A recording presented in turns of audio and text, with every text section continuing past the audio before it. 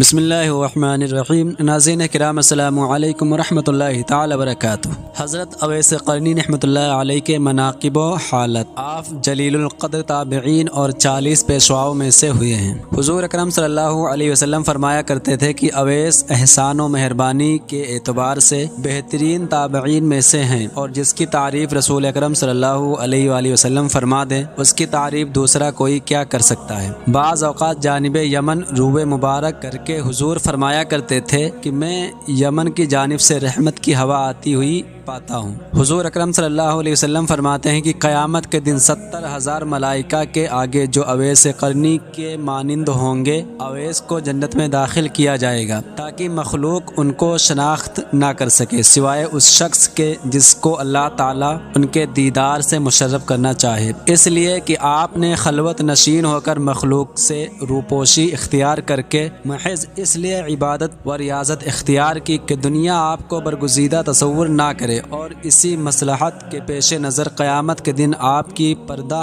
داری قائم رکھی جائے گی۔ حضور اکرم صلی اللہ علیہ وسلم نے فرمایا کہ میری امت میں ایک ایسا شخص ہے جس کی شفاعت سے ربیہ و مضر کی بھیڑوں کے بال کے برابر گناہگاروں کو بخش دیا جائے گا۔ ربیہ و مضر 2 قبیلے ہیں جن میں بکثرت بھیڑیں پائی جاتی تھیں، اور جب صحابہ کرام رضی اللہ تعالیٰ عنہم نے حضور اکرم صلی اللہ علیہ وسلم سے پوچھا کہ وہ کون شخص ہیں اور کہاں مقیم ہے، تو آپ صلی اللہ علیہ وسلم نے فرمایا کہ اللہ کا ایک بندہ ہے۔ پھر صحابہ کرام رضی اللہ تعالیٰ عنہم کے اسرار کے بعد فرمایا کہ وہ اویس قرنی رحمۃ اللہ علیہ ہیں۔ جب صحابہ رضی اللہ عنہم نے پوچھا کہ کیا وہ کبھی آپ کی خدمت میں حاضر ہوئے ہیں، آپ صلی اللہ علیہ وسلم نے فرمایا کبھی نہیں، لیکن چشم ظاہری کے بجائے چشم باطنی سے اس کو میرے دیدار کی سعادت حاصل ہے، اور مجھ تک نہ پہنچنے کی 2 وجوہ ہیں۔ اول غلبہ حال، دوم تعظیم شریعت، کیونکہ اس کی والدہ مومنہ بھی ہیں اور ضعیف و نابینا بھی، اور اویس شتربانی کے ذریعے ان کے لیے معاشی حاصل کرتا ہے۔ پھر صحابہ رضی اللہ تعالیٰ عنہم نے پوچھا کہ کیا ہم ان سے شرف نیاز حاصل کر سکتے ہیں، تو حضور اکرم صلی اللہ علیہ وسلم نے فرمایا کہ نہیں، البتہ عمر و علی رضی اللہ تعالیٰ عنہما سے ان کی ملاقات ہوگی، اور ان کی شناخت یہ ہے کہ پورے جسم پر بال ہیں اور ہتھیلی کے بائیں پہلو پر 1 درہم کے برابر سفید رنگ کا داغ ہے، لیکن وہ برس کا داغ نہیں، لہٰذا جب ان سے ملاقات ہو تو میرا سلام پہنچانے کے بعد میری امت کے لیے دعا کرنے کا پیغام بھی دینا۔ پھر جب صحابہ نے عرض کیا کہ آپ کے پیراہن کا حقدار کون ہے، تو فرمایا اویس قرنی رضی اللہ تعالیٰ عنہ۔ دور خلافت راشدہ میں جب حضرت عمر اور حضرت علی رضی اللہ تعالیٰ عنہما کوفہ پہنچے اور اہل یمن سے ان کا پتہ معلوم کیا، تو کسی نے کہا میں ان سے پوری طرح تو واقف نہیں ہوں، البتہ ایک دیوانہ آبادی سے دور عرفہ کی وادی میں اونٹ چرایا کرتا ہے، اور خشک روٹی اس کی غذا ہے، لوگوں کو ہنستا دیکھ کر خود روتا ہے اور روتے ہوئے لوگوں کو دیکھ کر ہنستا ہے۔ چنانچہ حضرت عمر اور حضرت علی رضی اللہ تعالیٰ عنہما جب وہاں پہنچے تو دیکھا حضرت اویس نماز میں مشغول ہیں اور ملائکہ ان کے اونٹ چرا رہے ہیں۔ فراغت نماز کے بعد جب ان کا نام دریافت کیا تو جواب دیا کہ عبداللہ یعنی اللہ کا بندہ۔ حضرت عمر نے فرمایا کہ اپنا اصلی نام بتائیے، آپ نے جواب دیا کہ اویس ہے۔ پھر حضرت عمر نے فرمایا کہ اپنا ہاتھ دکھائیے، انہوں نے جب ہاتھ دکھایا تو حضور اکرم صلی اللہ علیہ وسلم کی بیان کردہ نشانی کو دیکھ کر حضرت عمر نے دستبوسی کی اور حضور صلی اللہ علیہ وسلم کا لباس مبارک پیش کرتے ہوئے سلام پہنچا کر امت محمدی صلی اللہ علیہ وسلم کے حق میں دعا کرنے کا پیغام بھی دیا۔ یہ سن کر اویس قرنی رضی اللہ تعالیٰ عنہ نے عرض کیا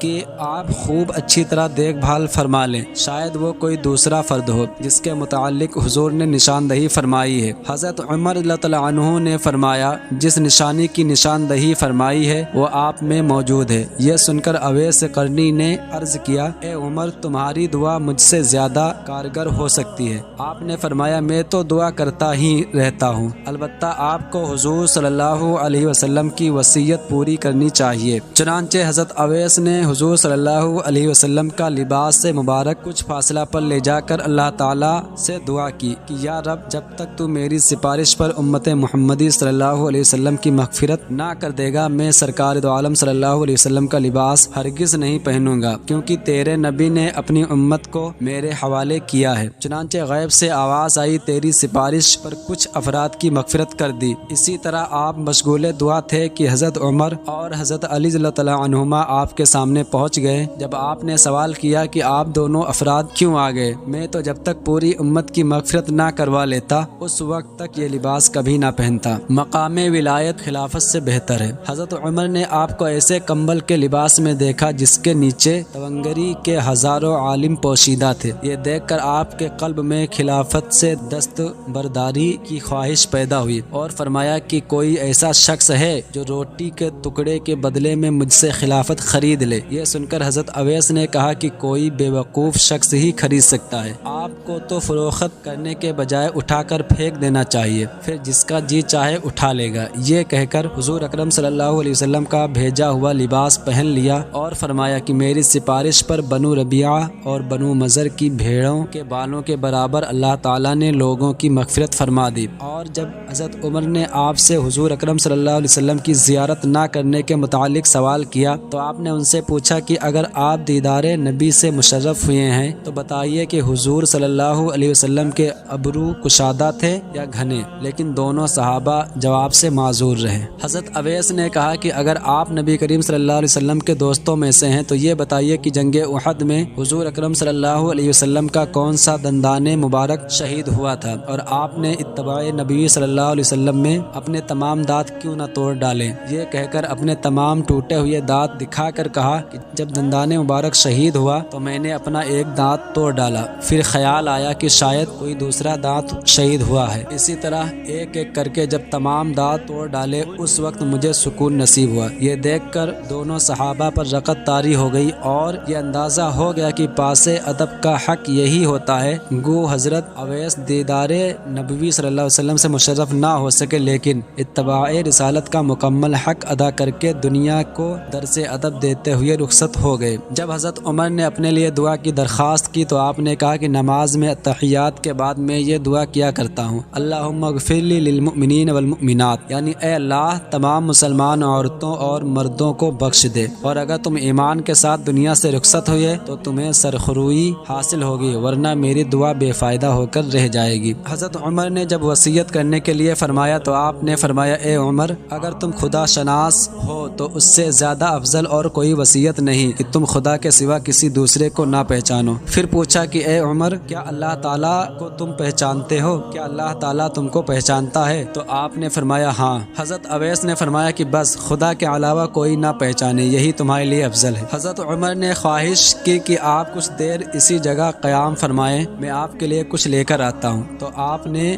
جیب سے 2 درہم نکال کر دکھاتے ہوئے کہا یہ اونٹ چرانے کا معاوضہ ہے، اور اگر آپ یہ ضمانت دیں کہ یہ درہم خرچ ہونے سے پہلے میری موت نہیں آئے گی تو یقیناً آپ کو جو جی چاہے عنایت فرما دیں، ورنہ یہ 2 درہم میرے لیے بہت کافی ہیں۔ پھر فرمایا کہ یہاں تک پہنچنے میں آپ حضرات کو جو تکلیف ہوئی اس کے لیے میں معافی چاہتا ہوں، اور اب آپ دونوں واپس ہو جائیں کیونکہ قیامت کا دن قریب ہے اور میں زاد آخرت کی فکر میں لگا ہوا ہوں۔ پھر ان دونوں صحابہ کی واپسی کے بعد جب لوگوں کے قلوب میں حضرت اویس کی عظمت جاگزی ہوئی اور مجمع لگنے لگا تو آپ گھبرا کر کوفہ میں سکونت پذیر ہو گئے، اور وہاں پہنچنے کے بعد بھی صرف حرم بن حبان کے علاوہ کسی دوسرے شخص نے نہیں دیکھا، کیونکہ جب سے حرم بن حبان نے آپ کی شفاعت کا واقعہ سنا تھا اشتیاق زیارت میں تلاش کرتے ہوئے کوفہ پہنچے۔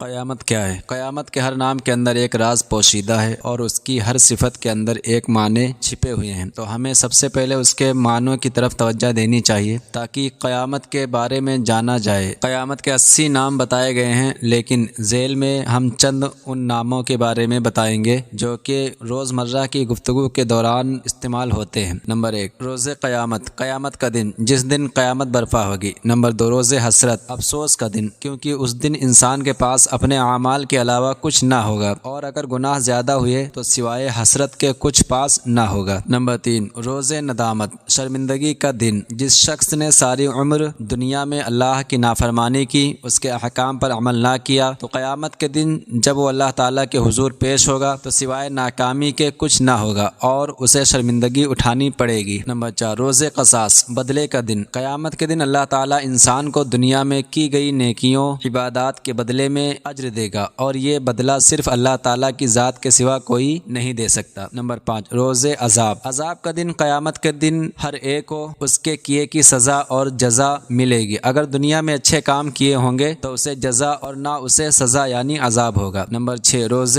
حساب، حساب کا دن۔ دنیاوی زندگی بسر کرنے کے بعد جب ہم سب اللہ تعالیٰ کے حضور پیش ہوں گے تو اس دن ہمارا حساب کتاب ہوگا۔ نمبر 7، روز حق، انصاف کا دن۔ قیامت کے دن اللہ تعالیٰ ہر ایک سے انصاف کرے گا اور ہر ایک کو اس کے اعمال کے مطابق سزا اور جزا دی جائے گی، اس لیے اسے حق اور انصاف کا دن کہا جاتا ہے۔ قیامت کی علامات، قیامت کی علامات کے بارے میں جاننے سے پہلے یہ ضروری ہے کہ ہم قیامت کے بارے میں جان لیں کہ قیامت کیا ہے۔ قیامت سور اسرافیل کی اس خوفناک چیز کا نام ہے جس سے پوری کائنات میں زلزلہ آ جائے گا۔ اس ہماگیر زلزلہ کے ابتدائی جھٹکوں ہی سے دہشت زدہ ہو کر دودھ پلانے والی مائیں اپنے دودھ پیتے بچوں کو بھول جائیں گی، حاملہ عورتوں کے حمل ساقط ہو جائیں گے اور آہستہ آہستہ پوری کائنات موت کی آغوش میں چلی جائے گی۔ قیامت کے بہت سے معنی ہیں مگر اس عظیم دن کے بارے میں کوئی نہیں جانتا کہ یہ کب آئے گی، اگرچہ اس دن کے بارے میں سارے انبیاء کرام علیہ السلام اپنی اپنی امتوں کو بتاتے چلے آئے ہیں، مگر اللہ کے آخری رسول محمد صلی اللہ علیہ وسلم نے آ کر بتایا کہ قیامت قریب آ پہنچی اور میں اس دنیا میں اللہ کا آخری رسول ہوں۔ قرآن کریم میں قیامت کے بارے میں سورہ نازعات میں ہے، بے شک قیامت کی خبر اللہ ہی کو ہے، یہ لوگ آپ سے قیامت کے متعلق پوچھتے ہیں کہ اس کا وقوع کب ہوگا، سو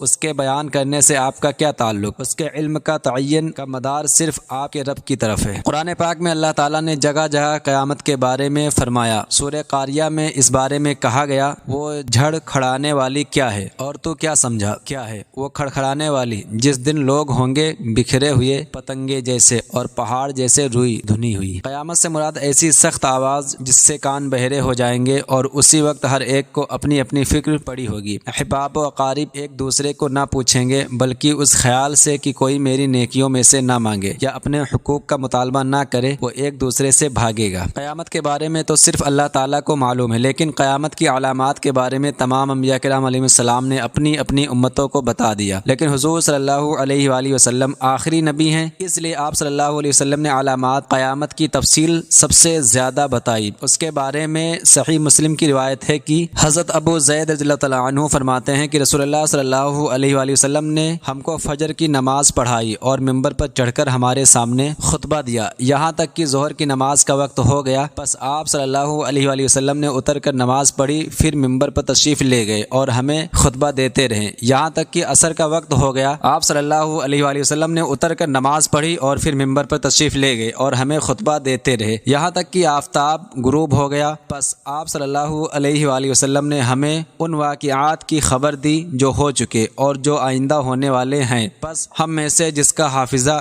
زیادہ قوی تھا ان واقعات کو زیادہ جاننے والا ہے۔ علامات قیامت کا جائزہ لیا جائے تو معلوم ہوتا ہے کہ بعض واقعات کی تفصیل میں چھوٹی چھوٹی چیزوں کی نشاندہی کی گئی ہے، جیسے فتنہ دجال، حضرت عیسیٰ علیہ السلام کا حلیہ مبارک وغیرہ وغیرہ شامل ہیں، اور جب ان کا مطالعہ شروع کیا جائے تو محسوس ہونے لگتا ہے کہ ساری واقعات کی کڑیاں ملا کر زمانہ قیامت کے بارے میں جان سکے گا، مگر ایسا نہیں ہے کیونکہ بہت سی علامتوں میں ترتیب کا ادراک نہیں ہوتا کہ کون سا واقعہ پہلے اور کون سا واقعہ بعد میں ہوگا اور ان واقعوں کے درمیان کتنے زمانے کا فاصلہ ہوگا۔ آپ صلی اللہ علیہ وآلہ وسلم کا کام قیامت کی خبر سنا کر لوگوں کو ڈرا دینا ہے۔ اب جس کے دل میں اپنے انجام کی فکر سے کچھ خوف ہوگا تو وہ سن کر ڈرے گا اور ڈر کر تیاری کرے گا، گویا کہ آپ صلی اللہ علیہ وآلہ وسلم کا ڈرانا نتیجہ کے اعتبار سے صرف انہی لوگوں کے حق میں ہوا جو اس سے نفع اٹھانے کی ہمت رکھتے ہیں، ورنہ نااہل لوگوں کو انجام سے غافل ہو کر دن میں فضول بحثوں میں پڑے رہتے ہیں کہ قیامت کس تاریخ، کس دن اور کس سن میں آئے گی۔ سورہ اعراف میں 187